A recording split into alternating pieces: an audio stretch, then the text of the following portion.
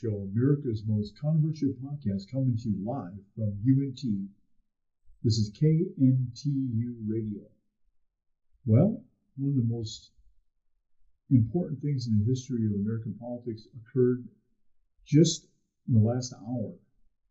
Kevin McCarthy, Speaker of the House, or former Speaker of the House, becomes the first speaker removed by a U.S. House vote in American history. This is from NPR News. The House had voted to remove Kevin McCarthy as Speaker, making the first time in history that a House Speaker has been removed in this way. The final vote was 216 and 210 in favor of a motion to vacate the chair.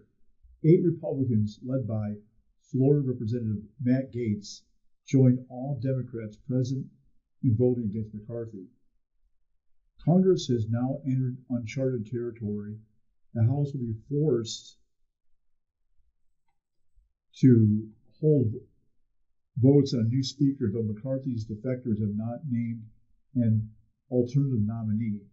It's not clear whether McCarthy will run for the position again, or if any other Republican could win enough votes to secure the gavel. Breaking news again. McCarthy has made a decision not to run for Speaker of the House again, so it's wide open right now. And it's possible that a Democrat could get in there, or a Republican. It's a big mess. And that leads into our whole discussion tonight about the broken nature of American politics. I'm Lee Enochs. And I'm Brock Bergen. And this is the Lee Enochs Show. Brock, talk to us. What's going on in the world of sports? Man, we got NFL Week 4 just wrapped up. We got the MLB postseason actually starting today. And just more college football, too. Who's the favorite in the baseball playoffs right now? Honestly, I'd say it's the Atlanta Braves. Their lineup is there's just a huge gap between their lineup and the rest of the teams in the field. So they have Matt Olson, hit 53 home runs this year. They had him, they had Ronald Acuña Jr., Ozzie Albies, Austin Riley, all these guys just producing every single day. Freddie Freeman. Well, they had him in 2020. Oh, no, he's on the Dodgers now. He's on the Dodgers. I forgot that. So Ronald Acuña Jr. That's him. Had one of the most spectacular years in recent memory. Became the first player in the history of Major League Baseball to hit 40 home runs and steal 70 bases. Yep, it's just truly remarkable what he's done all season. He is far and away the MVP favorite for NL MVP this season. Even above Mookie Betts. He's above him just because of stats alone. Because they both were pretty much neck and neck the entire season. Then once August and September hit, Acuña Jr. He was just going insane for that last stretch. He went video game, just went off the charts with the stats. Pretty much, yeah. But you know what's really crazy about this is the historical nature of what he did. Now, I'm a pretty decent historian of baseball history.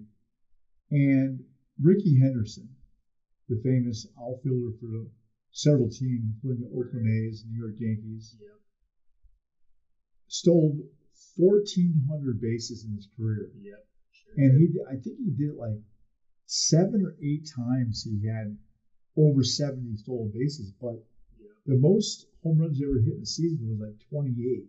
Mm-hmm. Ronald Acuña Jr. Hit 41 home runs and stole 73 stolen bases. He sure did, yeah. That's crazy. That's just unbelievable. Unbelievable. He was the first player in Major League Baseball to have a 40-50 season where he hit 40 home runs and 50 stolen bases. Yep, that's him. First player in the history of baseball to have a 40-60 season, and then became the first player to 40. And so he went full Wayne Gretzky mode. What I mean by that, if you look at the NHL stats or Will Chamberlain baseball, but Wayne Gretzky, he leads in every single stat. every It's single by stat. far too. I mean, unbelievable. 200 like points in the season kind of thing, right? Yep. I mean, no one else came close to that. So no one's even come close to putting together this 40-70 season Right. that he did. That was unbelievable. I'm rooting for the Philadelphia Phillies, honestly. That's a good pick. I'm a big Bryce Harper fan. If they get hot, what do you want? You want Rangers there, Jackson? Not a Bryce Harper fan. Why? too intense? He's just too good. He was when I was still paying attention to baseball. I can't root for Goliath. He ended my Padres season last season, so You have an actual reason to dislike him. What I like him is that when he's so intense, and then when he gets going, when he gets hot, he's really a great player. Sure is, yeah. But anyways, so baseball, we get the baseball playoffs. So over the weekend, a surprising thing occurred where Colorado was down really, really in a major hole to USC, and they came back.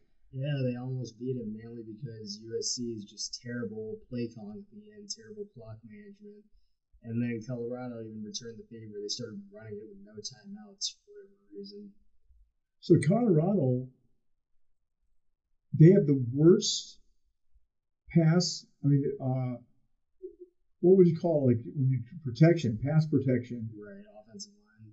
Offensive line is horrible. Horrible running game. Horrible protection of Sanders as the quarterback there. Shadur Sanders. Yeah, that's him. But Shadur Sanders is an amazing quarterback. He's really good, yeah. I mean, he's almost as good as Caleb Williams himself. He's up there. He's good. He's up there. Is Shadur Sanders an NFL quarterback? He might enter the draft, but it's very likely he's going to. Most people are just saying he needs to fix his accuracy and his athleticism. But aside from that, he's been really good. Good player. So, any other big games? Notre Dame beat Duke. That was a pretty big game. Oh, yep, saw that one on Saturday. So University of Mississippi, Ole Miss beat LSU. They did. That game was crazy. See any other games? Oh, University of Michigan is really hot right now. Mm-hmm. It is every year. But their defense is really strong. They're only averaging like 6 points a game on defense. Well, I didn't really want to get into this for the second week in a row, but as I texted you, Brock, right now, the big news in sports is something that you never would have heard. Somehow Taylor Swift and Swifties are dominating the world of sports to the chagrin and anger of many NFL fans. And many people believe that the NFL is now favoring Kansas City Chiefs because Taylor Swift is just bringing an incredible amount of attention to the NFL from fans that normally would ever check it out. This is a theory that I just came up with right now, but I think this is just Taylor Swift's maneuver to perform a halftime show.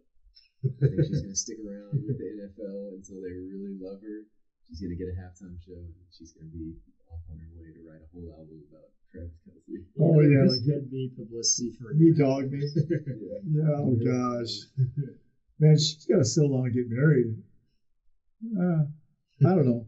I think it's just puppy love, really. But this is not a dating show, right? But here's just the sheer magnitude of Taylor Swift's popularity. In 1 week, Travis Kelce got 900,000 more followers on Instagram. In 1 week, 900,000. His jersey went up. His jersey sales are up like in millions now or whatever. Yeah. The number one jersey in the world is Travis Kelce because of Taylor Swift. And you guys, I'm going to be honest with you. I don't even know one song by Taylor Swift. I remember that one country song she did, like she was in the bleachers or something like that. Like 10, 15 years ago. Like, Don't ask me how I know this. I don't know anything about it. I know she's a big star and she's went through a lot of boyfriends. That's all I know. But I would that genre of music, that sugar pop, You ought to give it a chance. kitty pop, yeah. I'd love a review of her albums on the next show. She has a few catchy songs, I'd say. They're catchy. So, Jackson. So, Alter States. Coming right back at it. All right. Okay. So, give me the scenario again. So, 1980 film. Folks, we've been pretty much the whole semester we've been talking about this obscure movie from the early 1980s, 1980 in fact, about a Nobel Peace Prize nominated scientist. Yeah, big award-winning guy. Real jerk, though. Yeah. Not a great guy. William Hurt, actor. Closest thing, he was, I think, in Avengers. No, he was in Iron Man. He played one of the villains in the Iron Man 2, I think. Yeah. Hey, that kind of rings a bell. And he was also in the movie Big Hurt way before you guys were around. But so he plays this scientist who does these radical experiments using himself, taking peyote and going in a deprivation tank. But I think he does. There must be electronic stuff too that he's doing. What causes him to be able to regress? I don't really remember that. I gotta watch.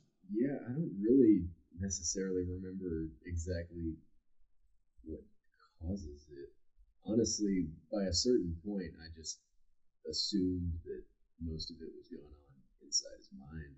No, but I guess I was wrong because he was still shattering windows. And, blood on his shirt and stuff. Yeah. I mean, very bizarre. I still don't know what to make of it, I guess. We've talked about it for 5 weeks now. I mean, just a guy trying to explore the edges of consciousness, and he kind of loses his mind, I guess. Speaking of consciousness, can you just tell us real quick again, mindfulness?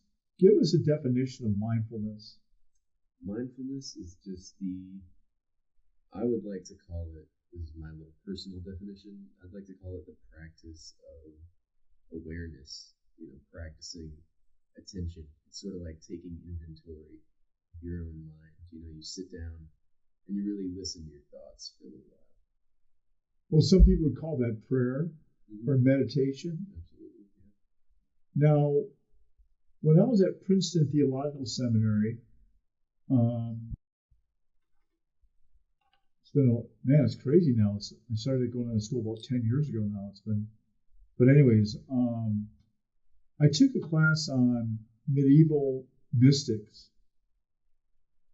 It was kind of interesting how there were these people. Like I'm definitely not a person that's going to spend a lot of time in a monastery praying. I'm a person that wants to be active in society. But there were these people kind of desert fathers that would go out into the desert and pray and this kind of thing. That's where they were in the Roman Catholic Church, many years ago, many centuries ago, there was this whole monastic life of these that go out and pray in the desert amongst the scorpions and whatnot and seek God. Is that pretty similar to that? There's kind of a contemplation. Yeah, I mean that's sort of the most intense version. The Christian monks were just doing what the Buddha did. He went and sat under the tree. I mean, they're just doing what Tibetan monks do when they go up into the mountains. I mean, they're just getting away from everything else so that they can be completely in themselves in the present moment. I remember reading a passage of scripture in the Bible where after after John the Baptist had been beheaded, Jesus had his disciples go out into the wilderness and pray. After a really devastating thing took place, they went out to pray. I know for myself, I went through some trials recently, and I needed to just pray and really. I mean, it took me everything in my power recently to go to church, which is not normal for me. I'm very active in my church in downtown Fort Worth. I go to St. Andrew's Anglican Church, which is committed to historic Christianity and the creeds of the faith and connection with the church fathers from 2,000 years ago and a little bit later than that. I'm mindful of this passage in St. Augustine's Confessions, the Confession of St. Augustine, where he said, "My heart was restless until I found myself in thee." Like, until he found communion with God, his heart was restless. And I think there is something to be said about meditation. There's something to be said about taking time away, all the pressures of life that crush in on us like waves. And I planned during the Christmas break to go home to California for a couple of weeks, and I'm going to spend most of that time down by the ocean. I love just seeking God down by the ocean in a contemplative way. But I think one reason why I need to pray is because of the topic we're going to talk about tonight, guys. And that's the broken nature of the political situation in America today. We just had this whole thing where the Speaker of the House just got voted out. And in the movie The Godfather, and it's kind of weird to go from quoting Jesus to the Godfather, Michael Corleone, in Godfather Part 1. We had, so Michael Corleone, it was his father's intention for Michael Corleone never to be part of the mafia, part of the family business, quote unquote. He went off to an Ivy League school, went in the military, was a war hero. He comes back, and then there was this mafia hit on his father, and who was played by Marlon Brando, and he did a great job. His whole role there, he had this like special mouthpiece. Yeah, really nasty piece of prosthetic makeup, that little gum enlarger thing. Yeah, it was kind of pretty rough. But anyway, so he plays the son of the mafia Don. And I guess, if you watch it, they don't really show it, but that's supposed to be the most powerful mafia family in America. And has all these U.S. senators and congressmen and whatnot on their payroll. There's so much corruption involved. But eventually, there's like this kind of fight, quote unquote, war between the different families. There was an assassination attempt on Michael Corleone's dad, the Don. He doesn't die, but there's this whole thing goes down where they're trying to take over, these other families are trying to take over, and they're brutal about it too. They come and try and get him in the hospital after they hit him the first time. Yeah, exactly. And eventually Michael Corleone is sucked into the whole situation, and he gets punched in the face, and he gets his jaw broken.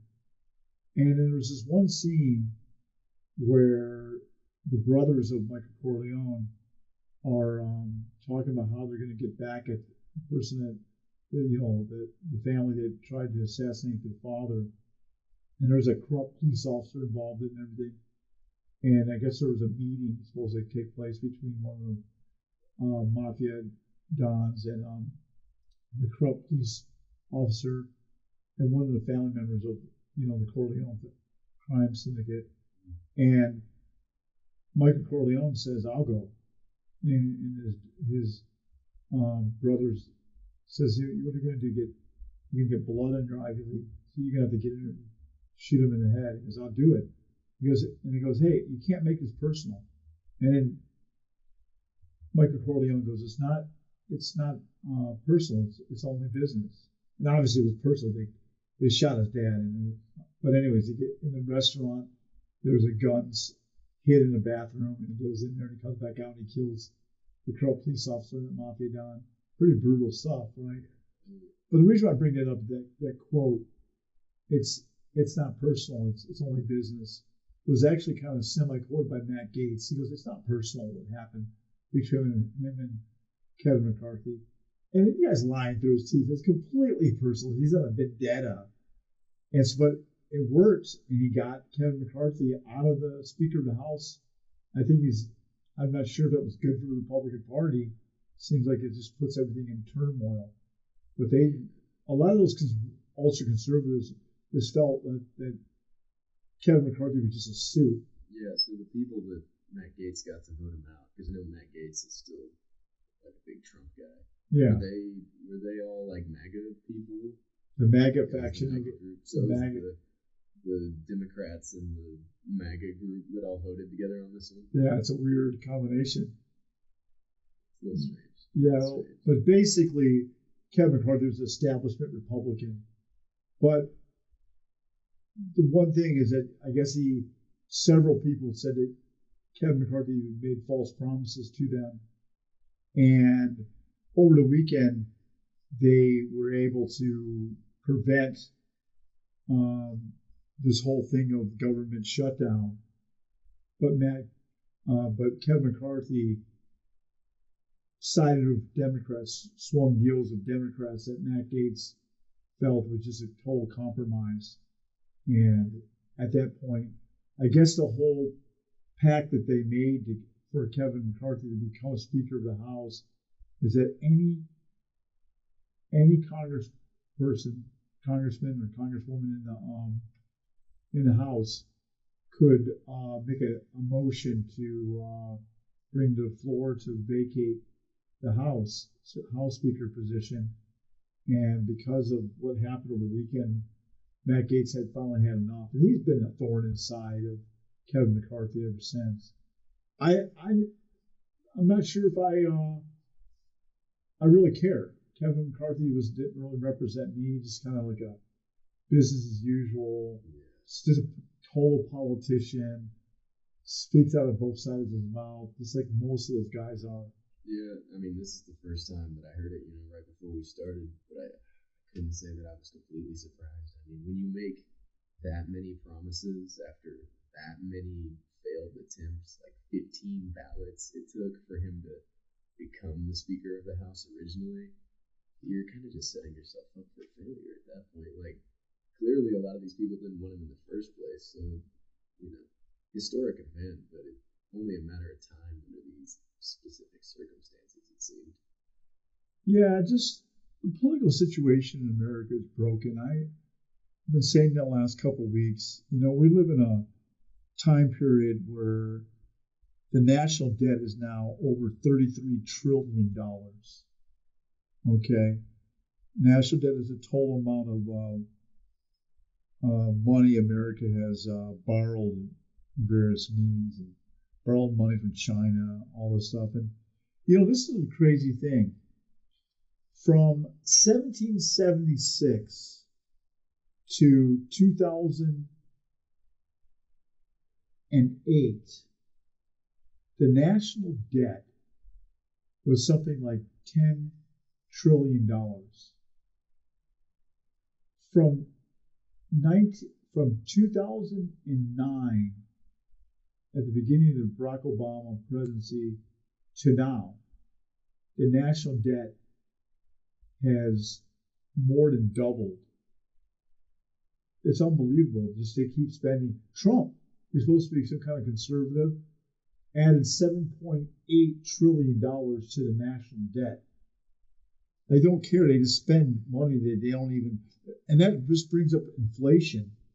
We just have this radical inflation. I mean, guys, I know you guys are students, but if you see just the cost of everything has went up. It's almost like doubled in many cases. We just live in some really hard times, guys. I mean, and for me, the polarization in a political situation. Just Democrats or Republicans can't really work together on anything. There's just hostile nature of things. And that's one of the reasons why I do this podcast, because I like to have different guests, different perspectives. Even if I don't agree with them, come on the show and speak and be civil to one another. Some other issues are, Bowman, this guy Bowman in the House, he set up a fire alarm right before the vote. How did that happen? People were, of course, Republicans are calling for him to be removed from the House, but they got a good point. Like, they had to vacate the building. So you don't want to do a vote, so you just pull a fire alarm. Yeah, I didn't study for the final exam. I'm not taking this test today. Oh, did you do that? Did you do that in your past? I'm close, very close. Pull a fire alarm in high school. So we got another issue, the political situation. Now, even Democrats, I don't know if you guys heard about this, but former U.S. President Bill Clinton, who in many ways was really conservative in comparison to the Democrats today. But Bill Clinton just yesterday talked about that the Democrats have to get the issue of illegal immigration under control. Because USA Today says over 2.8 million illegal individuals have crossed the U.S. border into USA in 2023 alone. We've got tens of thousands of people coming in every single month now. All across the world, there seems to be radical political problems. You know, in South America, Central America, in Mexico, there's much political corruption. I mean, there's these drug cartels. Man, Trump is getting kind of getting wild now. Like, he's said today that America needs to send troops down into Mexico to go to war against the drug cartels. Like, I guess that's not the first time that Trump has said something crazy and controversial, right? Absolutely not. I don't see how that would really go about solving anything. I don't think having U.S. troops anywhere has necessarily helped anybody since the end of World War II. Have you guys, did you guys see, well, you brought up a pretty good point. This military industrial complex is behind a lot of the wars that America's got themselves involved in. And one of the big issues that a lot of the MAGA Republicans have, and I think they make a good point on something, and I've had to really rethink the issue of Ukraine. So one of the issues that almost caused America to not be able to function or run because of the they almost didn't pass this bill to keep the Americans going over the weekend was the issue of giving something like $6 billion to Ukraine. And here's the question I have, guys. Maybe you can help me out. So I read somewhere that there's close to 700,000 homeless people on the streets of America. Okay, so a lot of them are veterans, American veterans, living out on the streets. 700,000 seems really like a low ball estimate to me. Yeah, that's just something I read from USA Today. Close to 700,000 homeless people, Americans in the USA. I don't know how they came up with that um, figure, but let's say there's a million homeless people on the streets. Many of those people are veterans. Couldn't they make with $6 billion? Couldn't they use some of that money to build like homeless shelters or something of that nature? And here's a question: if America, now look, I am not against people coming into the United States lawfully. Okay, I'm not against that. I'm not an isolationist, or I'm not a xenophobe, where I'm against people from different countries coming to the United States. But they have to do it lawfully. That's what I personally believe. Why should we spend?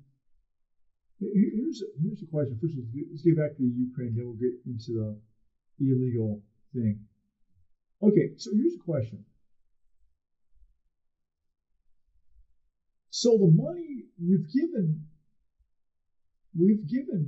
Ukraine like something like $50 billion, $50 billion of American taxpayer money over the last couple of years.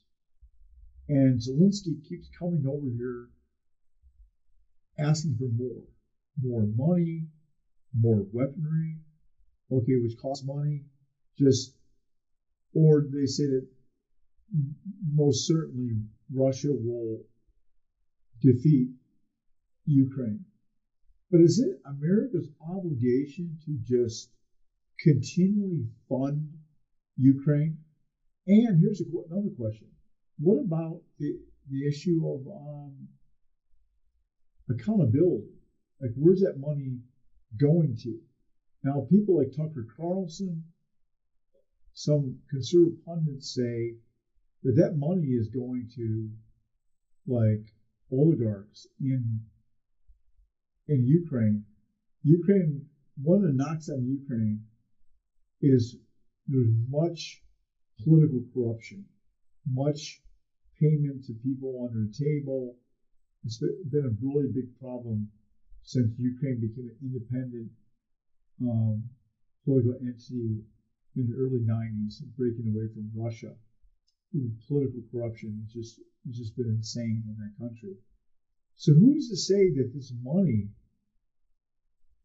they're saying that, one thing that Matt Gaetz had, the Florida congressman who helped oust Speaker McCarthy from the House of Representatives, being Speaker of the House, said he did a backroom deal with Joe Biden and the Democrats to continue to fund Ukraine. But the point is that what accountability is placed on Ukraine to spend the money that we give them in a way that will benefit them in the war? One thing I've heard, and this is U.S. military leaders, is that Ukraine is horribly navigating and waging war with Russia. They're really poor at it.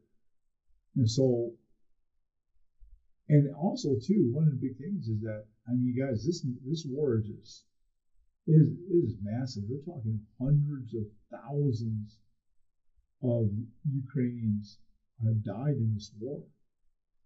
Hundreds of thousands, and they're saying that like a huge portion of the population has left. And so now they got women and children almost fighting in the war there. But the point is, should American taxpayer money go to the funding of Ukraine in a war effort against Russia? Had you asked me a year ago, as a matter of fact, I hate in the same way you shouldn't shop when you're hungry because you're gonna start buying like all kind of ice cream and things that you normally don't buy. Fudge ice cream, triple chocolate fudge ice cream. I can use some of that right now.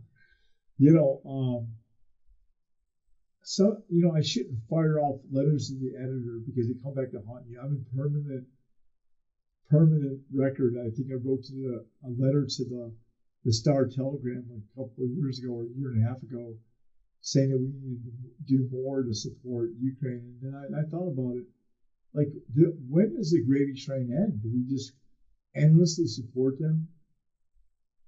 What do you think, Jackson?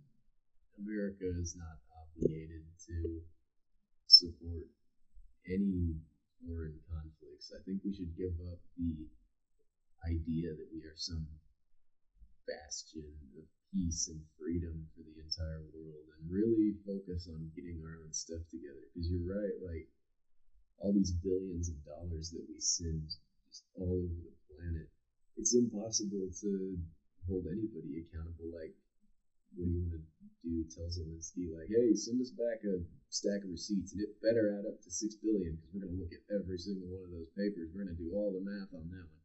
Like, nobody's doing that. We don't need to be shipping this money out to these people. We need to be focusing internally. We need to get our people right before we can even start looking outward.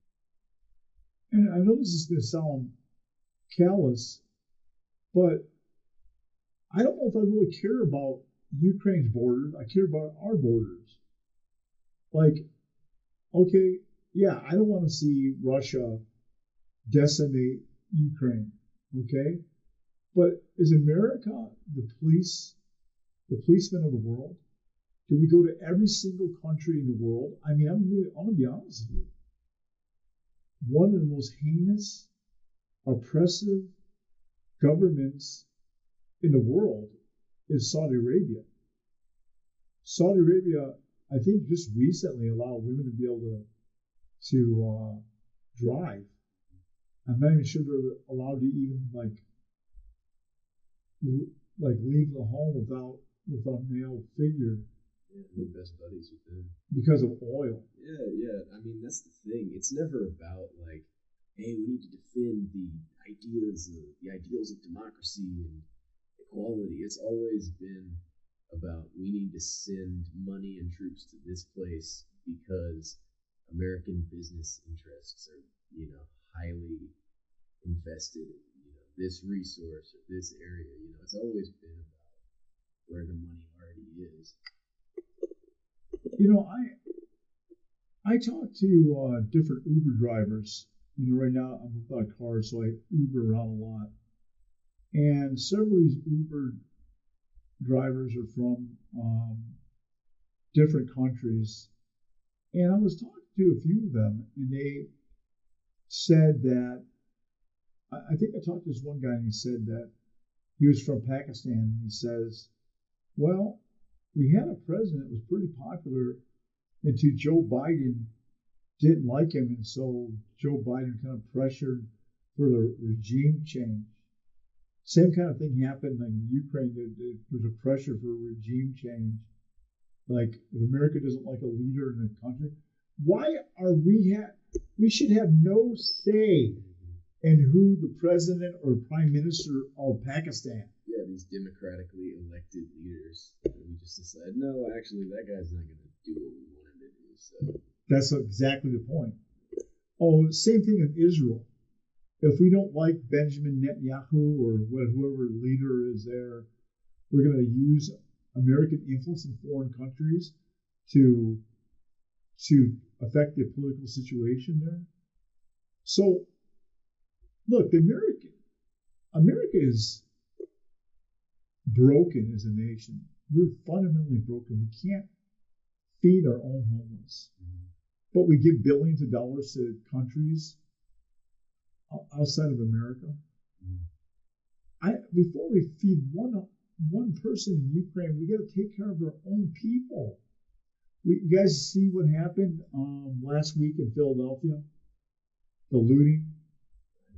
So, what's that? I said me neither. So, a massive thing took place last week where this girl in her early 20s, I think she's 21, she goes by the nickname Meatball. She helped generate this several young people, and he went and did this smash and grab looting in different very expensive stores like Apple and stuff like that. And they showed, and Elon Musk said, the person that owns X and Tesla and whatnot, he said, America's going full Joker mode now. I mean, they're wearing like masks like the Joker movie and stuff like. And they're smashing that, But a lot of this is because people in your guys' generation, Generation Z and Generation, Gen X, people don't feel like there's any hope for the future. They're disillusioned about the thing. They can't get a job. A lot of places won't hire a Gen Z person. They don't feel that they can do the job, that they're indifferent to hard work and whatnot. But getting back to this, so I don't want to sound like an isolationist, but I just think that America needs to focus on American problems before we give out all our money that we really don't even have. It's almost like printing monopoly money to help all these countries around the world when we have high escalating crime all over America. Homelessness is abounding everywhere. Drug addiction, we have a fentanyl, massive opioid addiction in our own country, inflation, national debt. I think it's just become abundantly clear to a lot of people that the government does not care about us, and that's a big thing with a lot of people in our generation. It's just the government, they're not focused on individual people. Kind of to quote The Godfather, their focus, it's not personal. It's just strictly business. Just getting other people rich. The rich get richer. Here's the thing that I struggle with, Brock and Jackson. Okay. This is a very common thing that a person will be a politician for a while, and then they'll step into the private sector and banking or lobbyists, and they become millionaires overnight. So Joe Biden is a millionaire. There's a guy, Rahm Emanuel. He was he worked in the Obama administration, chief of staff for Barack Obama, and he steps out of that. Oh no! Before that, he was a congressman. First of all, he worked in the Clinton administration, and then he became a congressman for a few terms. Stepped out of that, went into banking for 2.5 years, and became a multi-millionaire. He got $15 million. I mean, how do I get involved in that and make $15 million? It's like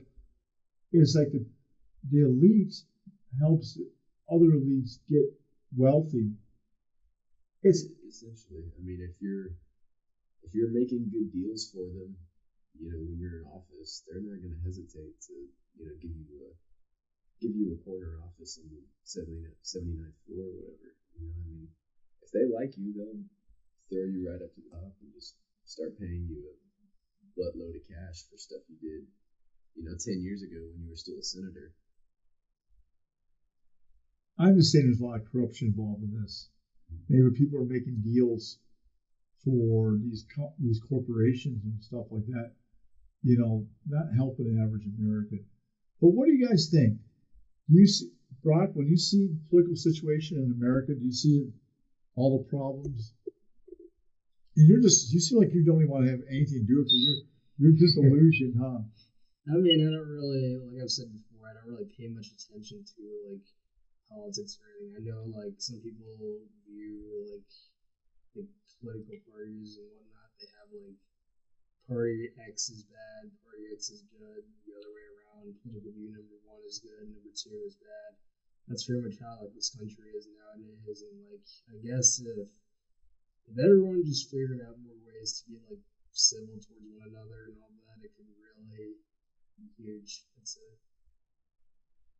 So, what do you think your Jackson Carter Pallmeyer? What? I think it's evolved past even a political. I mean, you want to talk about like polarization. It's hardly even along political lines anymore. It's a social thing, and it's just because people have stopped caring about politics.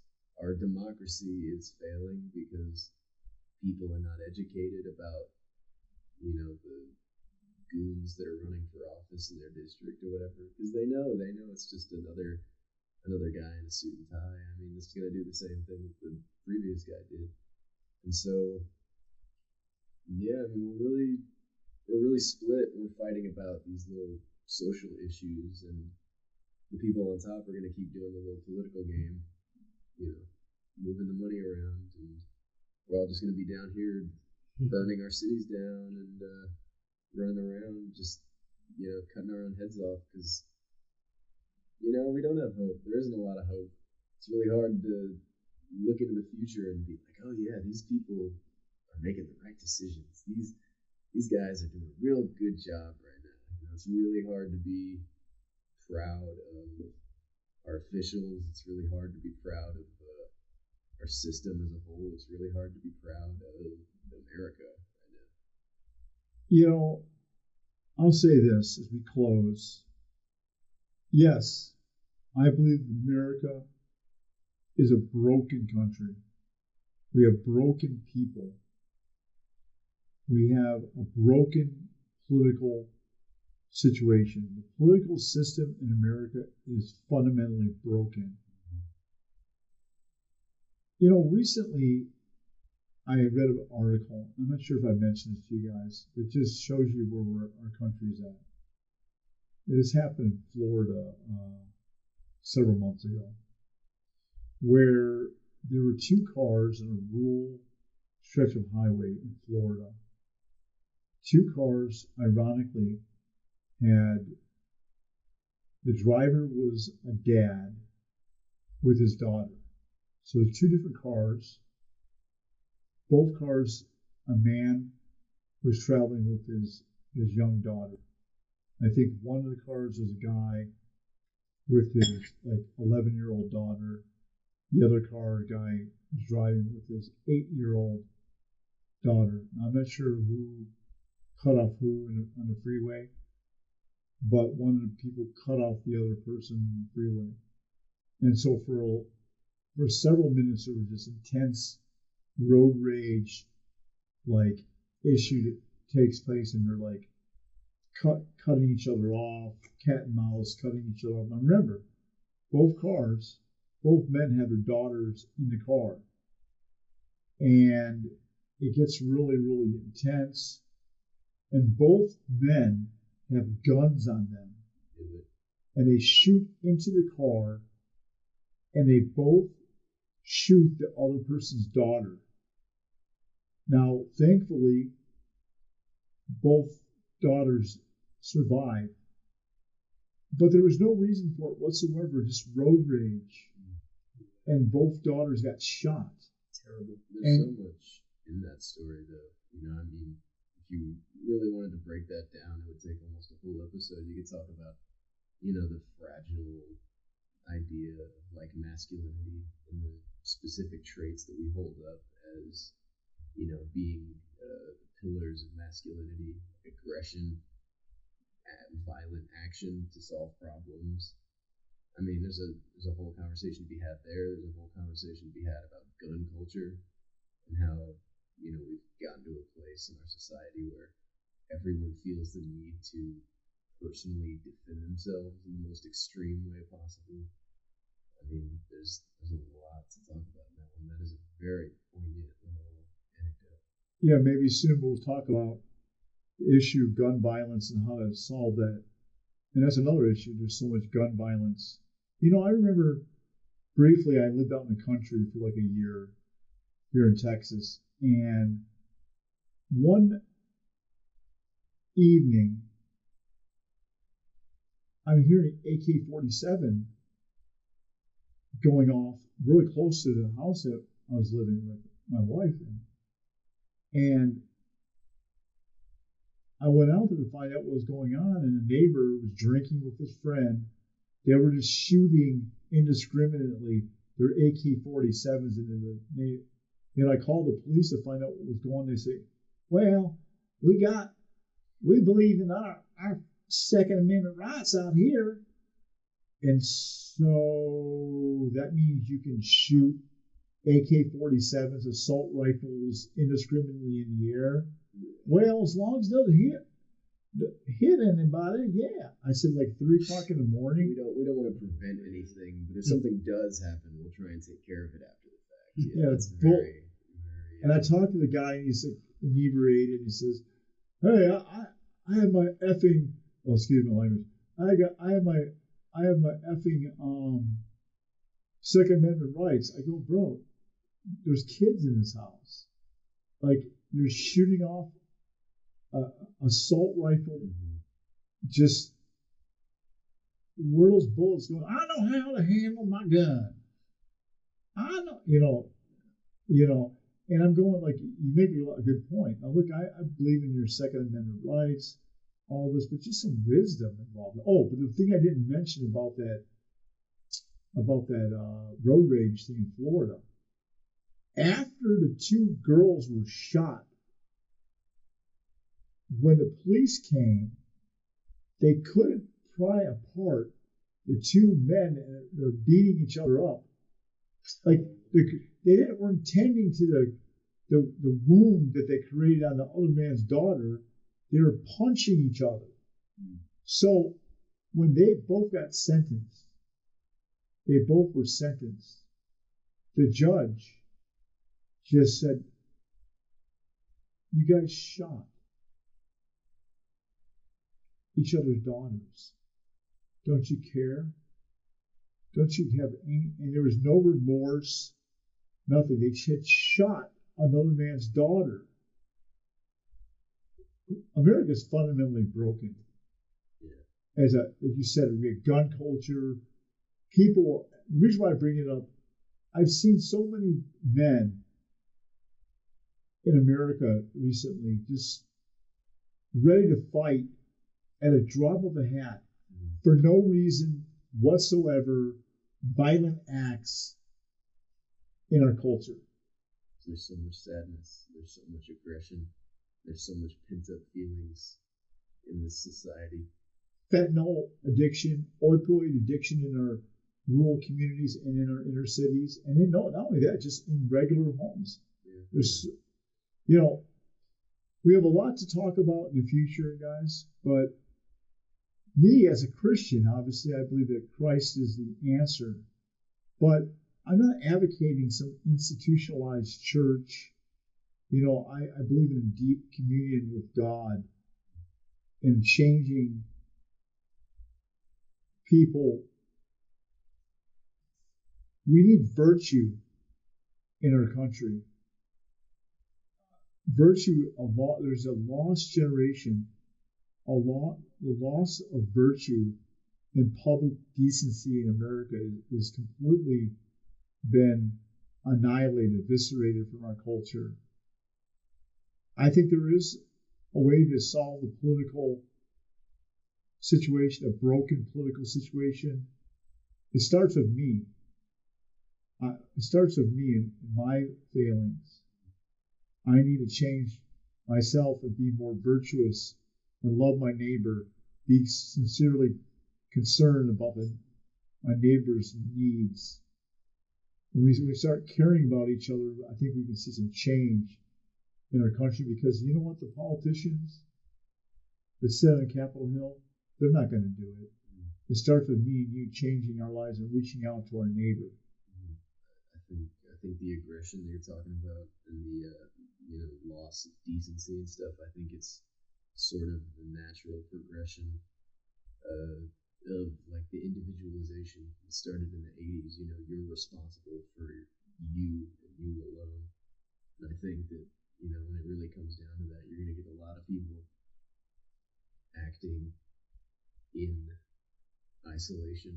You know, when people get behind the wheels of their cars, I firmly believe that people are the most indignant and just completely self-centered when they're behind the wheel of a car. You know, you're just completely cut off from everybody else and the rest of the world. You're just thinking about, I am getting here, I'm going to get here as fast as I can, and the rest of you can eat my dust. And, you know, you're right about, it's about coming together as a community, you know, holding hands and singing Kumbaya. I mean, maybe not that, but seriously, community and reaching out to the people around you, because those are the, you know, the guy next to you is the person you can really have an effect on. You know, you can't change the minds of the people way over in Washington, D.C., but you can have a really meaningful conversation with the guy sitting next to you. You know, as I look around, how people drive in Texas is a reflection of the culture. Do you say Texas? I mean, this is just, you can Google this. The Texas drivers are amongst the worst speeders. Like, they don't care. They won't, like, if you get off on the, you know, off ramp, they won't let you in. Like, they speed up. Mm-hmm. They speed up to purposely not let you get in. It is notorious too for people running red lights. It's horrible all the time. You know, the light turns green, you gotta sit there for like 2 or 3 seconds. You look like, oh my God, I hope nobody's gonna run this red light, because it happens all the time. It's horrible. Yeah, I got in a vicious accident a couple of years ago from some similar thing. Well, guys, it's been great talking to you tonight. Brock, before we go, anything big coming up in the next weekend on sports? We got baseball playoffs. Yeah, the ALDS, LDS coming up. Who's playing this Thursday? Thursday night, we get an amazing, boring game with the Bears and the Commanders. It's not going to be good. That's a weird game. But what big games are coming up on the weekend? I mean, we got Cowboys 49ers on Sunday night. That's a big game. And then Monday night, Packers versus the Raiders. How's Jordan Love doing, the quarterback? It's good. He looks really good. Yeah. Jackson, you got anything going on? You get your podcast. Have you done one episode or two? I've got one episode done, formulating some ideas for the second one. I've got 2 little, you know, controversial. Got some food for thought just to close it out. I think unless the deer have bulletproof vests and AR-15s, probably don't need an assault rifle to hunt them. And the way to fix illegal immigration is just to make it legal. That's definitely more of a libertarian approach on the immigration thing, and I think Walter Block would have to have some say in that. Now, I know what they're going to say about you're going to try to restrict my rights. You're going to restrict my. But I don't really see the need for AR-15. But there's some people out there that could probably. I'd love to get an NRA person. You know what? Would you guys be down for that if we did an NRA debate? Get some. If there's a Denton chapter, probably out North Texas leader of the NRA. Yeah, get the Denton Charlton Heston up in here, and we can have a real nice conversation. Well, let me do some digging. Let's see if you guys can find it too. We'll try to get a gun control. Like, I'm not advocating gun control, but just AR-15. I don't know. Do we really need an AR-15 out there, guys? I'm not really sure. But anyways, this has been Lee Enochs, Brock Bergen, and Jackson. And this has been the Lee Enochs Show, America's most controversial podcast. Signing out. God bless you. I want to see fundamental change in America. Have a great night. Take care.